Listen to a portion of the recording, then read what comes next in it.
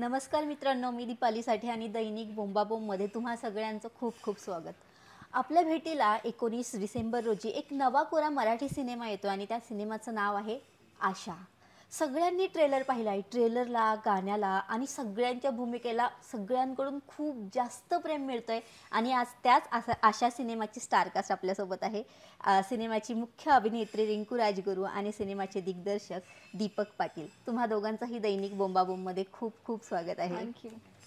खरं तर ट्रेलर सगळ्यांना खूप जास्त आवडते. रिंकू, तुझी भूमिका सायकलवर, म्हणजे तू ट्रॅक्टरवर आहे नाही तर सायकलवर आहे, सगळ्यांची मनं जिंकूनच जातेस.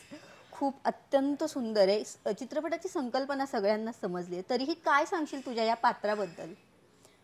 माझं मालती नावाचं पात्र आहे. जसं सर नेहमी म्हणतात की ती 20-22 अगदीच तरुणी, नवीन लग्न झालेली आहे. आणि ती आशाताई पण आहे. तर ती नवऱ्याला सांभाळून, सासू सासरे सांभाळून काय पद्धतीने तिचं काम करते. आणि ती मी पण आता ऑब्झर्व करते तर ती व्यक्तिमत्व म्हणून ती इतकी स्ट्रॉंग बाई आहे. पण कुठे नमतं घ्यावं, कुठे घेऊ नये, कुठे फटकळ असते, पुन्हा हळवी होते कामात. लोकांसमोर तिच्या पर्सनल आयुष्याच्या गोष्टी कधी इफेक्ट होऊन देत नाही. तर हे सगळा समतोल राखून ती मालती लोकांसाठी काम करते, म्हणजेच आशाताई. असं छान खूप वेगवेगळ्या छटा असलेली ती मालती आहे.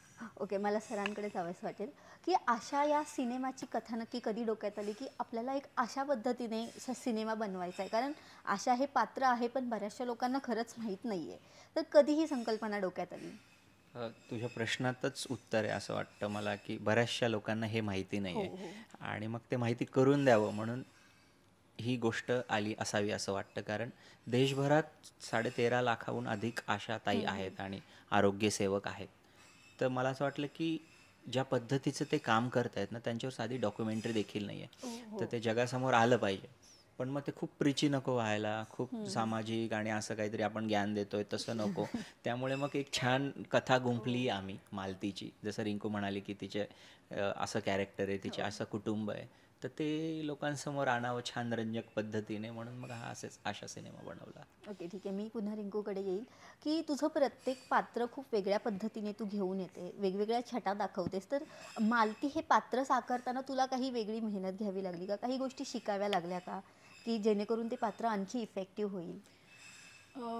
वेगळी मेहनत म्हणजे मला वाटतं फक्त आशा ते कसं काम करतात ना, ते मी फक्त शिकले. की वजन काटा पकडणं असेल, गोळ्या देण्याची पद्धत असेल, इंजेक्शन्स किंवा त्या गोष्टी कशा यूज करायच्या आपल्याला माहिती नसतात ना, तर ती पद्धत असेल. पण मालती म्हणून मला असं वाटतं की ती सगळ्यांमध्ये असते, पण ती वेळ आली की बाहेर निघते. सो मी माझ्या आईला पण बघितलंय की घर सांभाळून काम करणं. इव्हन मी पण मालतीच्या खूप जवळपास जाणारी मुलगी आहे स्वभावाने म्हणून. त्याच्यामुळे असं वेगळे काही एफर्ट्स मला नाही वाटत घ्यायला लागले. खरं तर हा पुढचा प्रश्न हाच विचारणार होते की रिंकू मालतीशी किती रिलेट करते? खूप नाही, पण जवळपास मी तशीच आहे. म्हणजे तिच्यातला एक गुण अगदी माझ्यात आहे की मी अशी ना फटकन काहीतरी रागाच्या भरात बोलून जाते जे मला म्हणायचं नसतं. आणि मी पुन्हा जाऊन म्हणते की पण मला असं म्हणायचं नव्हतं, मला समजून घ्या. हा गुण माझ्यात आहे तिच्यातला एक. ओके, तू आशा सेविकांना खरंच प्रत्यक्षात जाऊन भेटली का? त्यांचं काम पाहिलंस का? हो, मी जेव्हा शूट करायला धुळ्या साखरीच्या तिथे गेले तेव्हा दुसऱ्या शूटच्या एक दिवस आधी आम्ही आशा सेविका आलत्या. सो मी त्यांच्यासोबत बसले. सर म्हणले रॅन्डम जाऊन त्यांना गप्पा कशा काम करतात का. तर त्यावेळी मी त्यांना भेटले, त्यांना प्रश्न विचारले, कसं करता, सासू काही बोलत नाही का, नवरा ओरडत नाही का, एवढ्या उशिरा जाता का. मग त्या हळूहळू सांगत गेल्या की येतात प्रॉब्लेम तरी पण आम्ही करतो, कशा पद्धतीने त्या गोष्टी टॅकल करतात ते. सो असं छान. आणि एक दिवस मी त्यांच्यासोबत थोडं त्यांचं कामही करायला सोबत गेले की कसं काम करता मला दाखवा, म्हणजे मी पण येते. सो हे पण केलंय. आणि हे काम करताना तुला बाकीच्या लोकांचा म्हणजे असा काही त्रास झाला का, की कोणी फोटो काढायला येत आहे की? ते झालं की मग मला सगळ्यांचा फोन आला की तू माघारी घे, बस झालं का. अर्थात तिने त्यावेळी मास्क वगैरे घालून आणि ते सगळं. पण मग एक प्रसंग मला आठवतो की ते लहान मुलं होते आय थिंक, आणि रिंकूला अनावर झालं असावं की त्यांच्याबरोबर खेळायला लागली. मग म्हटलं आता गर्दी गोळा होते, चला परत या.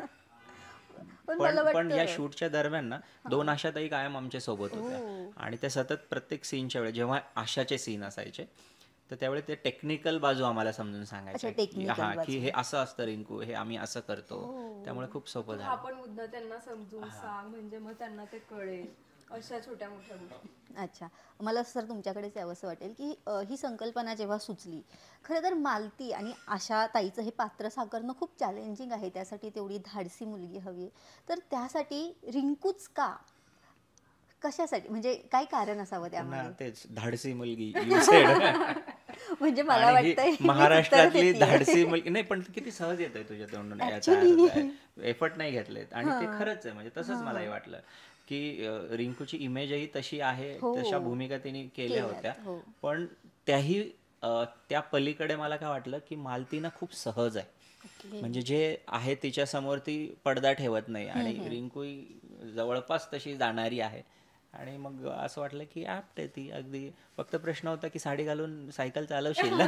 ती म्हणाली ये तो मेरे बाय हात का खेळ Oh my है. God. पुन्हा एकदा रिंकूकडे मी येईल की तुला जेव्हा ही भूमिका ऑफर झाली त्यावेळी पहिला विचार काय होता, करावी नाही करावी, की नाही, कशा विचारच पद्धतीने नव्हता. येईल? मला असं झालं की हे करायलाच हवं, ओ, कारण हे इतकं सुंदर लिहिलेलं होतं आणि कोणालाच नाही सुचत की आशाताईंवरती हो, सिनेमा हो. असावा, त्यांच्या जीवनावरती. आणि फक्त त्यांनी आशाताईंची माहिती द्यायची म्हणून असं लिहिलेलं नाहीये, तर हो, ते खूप हो. एंटरटेनिंग. म्हणजे मी कितीतरी वेळा हसलेली आहे ऐकताना, किती सासू सुनांची ती भांडणं, पुन्हा तिचा आणि नवऱ्याचा छोटा मोठा रोमॅन्स, मग सासरे कसे बघतात, तर ह्या सगळ्या बाजू पण आहेत फिल्मला. आणि त्याच्यासोबत ती तिचं काम पण कसं करते ना, ह्या पूर्ण प्रवासाची ती गोष्ट इतकी छान गुंफली होती ना, त्याच्यामुळे मला असं झालं की जर माझ्या माध्यमातून एवढ्या सगळ्या आशाताई जर रिप्रेझेंट होणार असतील तर ती किती मोठी गोष्ट आहे. हो. तू म्हणालीस तसं म्हणजे या मूवीमध्ये आम्हाला फॅमिली ड्रामा, काय बोलतात, स्ट्रगल, इन्स्पिरेशन सगळंच पाहायला मिळणार आहे. ओके, आता आपण आशाताईंची गोष्ट केली, मला खरंच एक सांगावंसं वाटतं, अगदी मनातून आलंय माझ्या. आमच्या गावाकडे आशाताई आहेत, त्या मला 2 ते 3 दिवस झालं कॉल करतायत की तुमचं ना आधार कार्ड पाठवा, कारण एक शासनाने नियम काढलाय की आपल्याला हे करायचंय की गावाकडे किती राहतात आणि मायग्रेशन किती लोकांचं झालेलं आहे. बरं, 2 ते 3 दिवसापासून ना माझ्या कामांमुळे मला ते खरंच पॉसिबल नाही झालं आणि मला खरंच आता ते खूप वाईट वाटतंय की त्या इतक्या तळमळीने मला कॉल करतायत की अगं खूप इम्पॉर्टंट काम आहे, तू प्लीज ते आधार कार्ड पाठवल. पण इंटरव्ह्यू झाला की मी खरंच आधार कार्ड त्यांना पाठवणार आहे. म्हणजे हा बदल ह्या हो, पोस्टरमुळे आणि actually. ह्या सिनेमामुळे होत असेल तर याहून पलीकडे काय हवंय आपल्याला. ऍक्च्युली म्हणजे मला अगदीच खरंच खूप आठवलं, ते 2-3 दिवसापासून त्या कॉल करतायत मला. पुन्हा एकदा रिंकू तुझ्याकडे येईल की तुम्ही गावाकडे जाऊन हा सिनेमा शूट केला, तर शूट करताना काही अडचणी आल्या का तुला, की बाकीच्या गोष्टी किंवा सीन करताना काही? अडचणी येतच राहतात, छोट्या मोठ्या टेक्निकली असतील तर. पण असं काय मेजर अडचण आली नाही, कारण कामावरती जायच्या आधी मी डोक्यात माझ्या गोष्टी सॉर्ट असतात की मी कुठे काम करते, मी कोणासोबत काम करते, माझं काम काय आहे, माझे को ॲक्टर काय आहेत, आपण कोणत्या जागी काम करणार आहोत. त्याच्यामुळे हे सगळं क्लिअर असेल तर मला बाकी मग काम करताना तितक्या अडचणी नाहीत वाटत. म्हणजे ते असं वाटतं की हा म्हणजे इथे हे घडूच शकतं, तर काय आता काय करणार त्याला, एवढंच होतं ते. पण आणि आपण जिथे शूट केलं तिथे फार कॉपरेशन आपल्याला हा म्हणजे त्या शेवटी गावाकडे मला माहित नाही, पण मला खूप गावाकडची माणसं आवडतात. हो. आणि जवळपास त्यांची फिल्म असल्यासारखं त्यांनी सपोर्ट केलाय, की कोणीही साऊंड रोलिंग झालं की कोणी बोलायचं नाही, शांत लांबून आपापलं बघत बसायचंय. आणि खूप मदतही केली आहे त्या लोकांनी आम्हाला. ओके, सरांसोबत तुझं काम करण्याचा पहिला अनुभव आहे, तर कसा होता अनुभव फिल्मच्या दरम्यानचा, शूटिंगचा? पहिल्यांदा हा प्रश्न विचारला. खूप छान. पहिली गोष्ट म्हणजे ते खूप सॉर्ट होते मालतीला घेऊन. ओके. म्हणजे तुम्ही त्यांना कितीही प्रश्न विचारले तरी ते हलत नव्हते पेपरवरून, त्याच्यामुळे ते तितकं फर्म होतं. ते एक मला खूप आवडलं की ते तिथून क्लिअर आहे. आणि ते ना पुढच्या ऍक्टर कशात कम्फर्ट आहे हे बघून त्याला तसं ते कर म्हणून सांगतात. ते असं अडून नाही राहत की मी ही लाईन लिहिली आहे ना रिंकू, मग ही जशीच्या तशी आली पाहिजे. म्हणतात नाही तुझ्या पद्धतीने घे, फक्त मिनिंग, त्याचे इमोशन्स हे इथे लक्षात ठेव. त्याच्यामुळे जर असं सूट दिली की ते काम आणखी आपण असं एक भीती वाटत नाही ना मग डिरेक्टरची काय प्रॉब्लेम्स असतील विचारायला किंवा काही देवाणघेवाण करायला वाक्याची. त्याच्यामुळे ते एक फ्रीडम मला होतं काम करताना. प्रत्येक टप्प्यावर आपण इम्प्रोव्हायझेशन करत गेलोय. सेम सायंकित सोबत सुद्धा तू पहिल्यांदाच काम केलं, तर त्याच्यासोबतचा अनुभव कसा होता तुझा? त्यालाही मी पहिल्यांदाच रिडिंगच्या वेळी भेटले, तर Okay. तो पण असा शांत आणि आपलं काम आणि आपण असेच सगळे आम्ही माणसं होतो, त्याच्यामुळे मजा आली त्याच्यासोबत पण काम करताना. सरांना विचारायला वाटेल, शूटिंग दरम्यानचा असा एखादा सीन की जो नेहमी लक्षात राहील, की जेव्हा जेव्हा अशा चित्रपटाचं नाव येईल ना, तेव्हा तेव्हा तो सीन पहिला डोळ्यासमोर येईल? खूप आहेत खरं तर. पण हा आशा चित्रपट म्हणून नाही, चॅलेंजिंग यासाठी होता की आम्ही ना शूटचा आय थिंक दुसरा दिवस होता आणि ऑक्टोबर महिना आणि अचानक पाऊस सुरू झाला.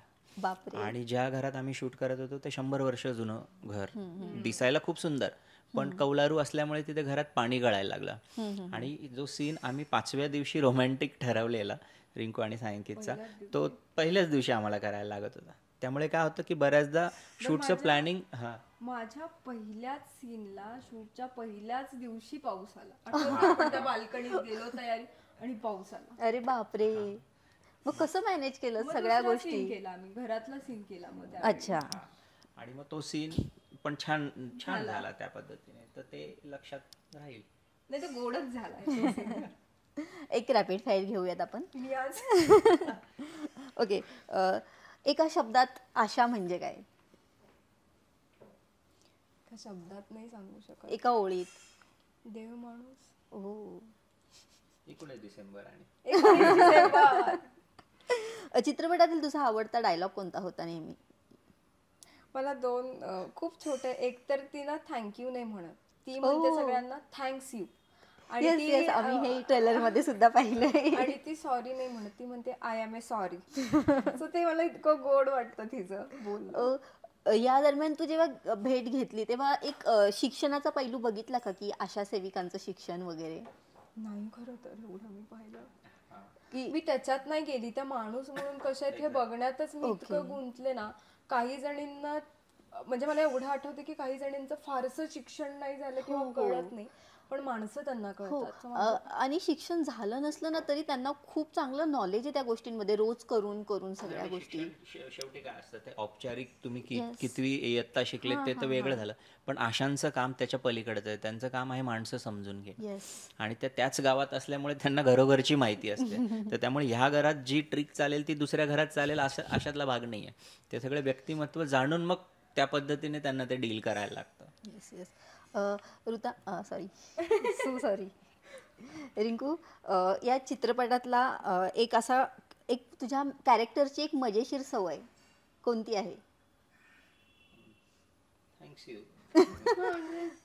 मजेशीर सवय असं माहित नाही, पण ती ना तिला कोणी काय बोललं की ती अशी चालत चालत उत्तरं देऊन जाते. म्हणजे ते खूप, जर तिला कोणी टोमणा मारत असेल तर ती प्रतिउत्तर देते, पण ती अशी भांडत नाही बसणार. ती तिचं काम करत बोलून निघून जाते. इग्नोर करत करत आपण उत्तर द्यायचं. ओके. दिग्दर्शकाचं असं एक वाक्य आहे जे तुझ्या नेहमी लक्षात राहील? अयो सर, मी विचार करायला. चित्रपटादरम्यान शूटिंग करताना आय थिंक मी जेव्हा पहिल्यांदा निळी साडी नेसली आणि मी आवरून सेटवरती आली तेव्हा सर म्हणाले मला माझी मालती मिळाली, असं काहीतरी ते बोललेलं. तर त्या ऍक्टरला एक सॅटिस्फॅक्शन मिळतं ना की जे त्यांनी पडद्यावर उतरले ते माझ्यात त्यांना आता दिसतंय करताना, म्हणजेच मी माझे 100% काम करताना देते. तर हे मला असं पहिल्या दिवशी मला आठवतंय. प्रश्न होता पण मी विचारात पडलो. Okay, thank you so much. So मित्रांनो, 19 डिसेंबर रोजी आशा हा सिनेमा आपल्या महाराष्ट्रात प्रदर्शित होणार आहे. जास्तीत जास्त लोकांनी सिनेमागृहात जाऊन हा सिनेमा बघा. तुम्ही काय सांगाल प्रेक्षकांना? पण एवढंच सांगेन की हा सिनेमा फक्त आशाताईंवरती नाही, अर्थात त्यांच्या कामावरती पण आहे, पण एक बाई म्हणून पण तिच्या ज्या ज्या गोष्टी असतात त्याच्यावरती आहे. मग घरदार असेल, सासू सून असेल, मैत्रिणी असतील, तर हे सिरियस असं काही फारसं नाही आहे. मजा मस्ती आहे, रोमॅन्स आहे, कॉमेडी आहे, सासू सुनांच्या होणारे भांडणं आपण म्हणू ती पण आहे. तसं फुल पॅकेज आमची फिल्म येत्या 19 डिसेंबरला तुमच्या जवळच्या सिनेमागृहात येते, तर प्लीज बघा. ओके, सरां 19 डिसेंबर वर्षाचा शेवट गोड करायचा असेल तर एक आशादायी चित्रपट बघून तुम्ही तो करावा असं वाटतं. त्यामुळे तुमच्या कुटुंबासह 19 डिसेंबरला हा चित्रपट नक्की बघा. Okay, thank you so thank much. you. आणि दैनिक बोंबाबोंबकडून तुमच्या या सिनेमाला हाऊसफुल शुभेच्छा. Thank you. Yes, okay, thank you so much.